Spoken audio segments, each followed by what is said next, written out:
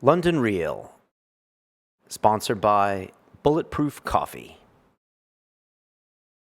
I'm working on the fact that I'm aware, I'm awake, so I'm aware that I am surrounded by massive potential, so much potential, and everybody else is. But like everybody else, I still have things that I fear.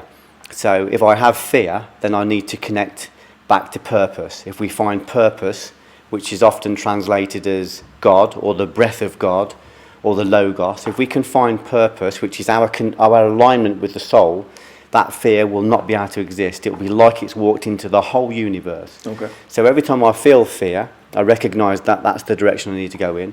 And to overcome fear, I always connect back to soul. And to connect back to soul, I have to bypass old core beliefs, because some of them are still there. The exciting thing for me is that my conscious net was probably the size of a golf ball. So when I read a book, I read a book with a golf ball sized understanding. This comes from David Lynch, the filmmaker. Your conscious net? The conscious net. So if you imagine a golf ball, everything you see around you is just within that ball. So we look around and you think there's us and them, there's good and bad, all these kind of core beliefs we have. So we don't see anything outside of that golf ball. We don't. So you've got a guy that's here saying there's a recession, we can't make money, there's no potential out there, the world's going to hell in a handbasket, it's a terrible time, it's because the news is all violence and everything else. So it's a small conscious net. A bigger conscious net is when you look and you think there is ultimate infinite potential. In the Upanishads it said they took abundance from abundance and abundance still remained, because there is abundance. It's so infinite. Cool. We can't exhaust it. But often we can't exhaust it, but most people can't see it because they're asleep, because they've got a very small... So the small conscious net is, we believe what it says on the news, and 10 times a day the news is saying to us, the world is terrible.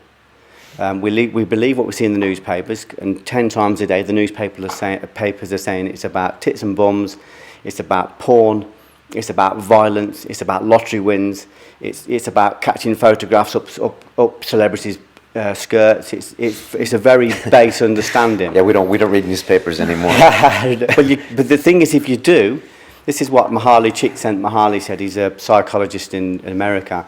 He said we're being bombarded by about 4 million bits of information at any one time, from the billions that's out there. He said our brain will process about 400 bits of those information. So our reality consists of 400 bits of information.